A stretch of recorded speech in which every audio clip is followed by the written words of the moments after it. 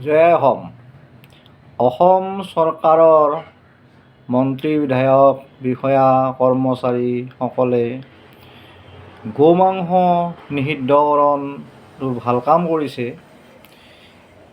যদিও আমি কওঁ যে গাহৰি গোমাংসতকৈ বেছি ভয়ানক, কাৰণ গাহৰি লেতেৰা ঠাইত থাকে, লেতেৰা বস্তু খায়।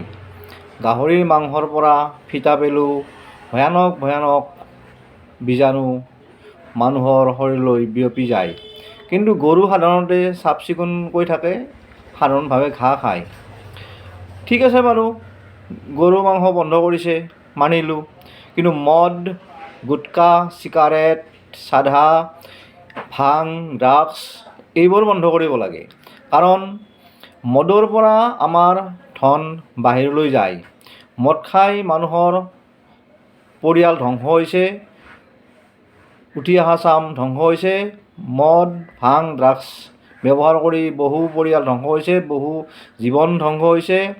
চিগাৰেটে ভয়ানক কেঞ্চাৰ বেমাৰ বিয়পায়, চাধাই কেঞ্চাৰ বেমাৰ বিয়পায়।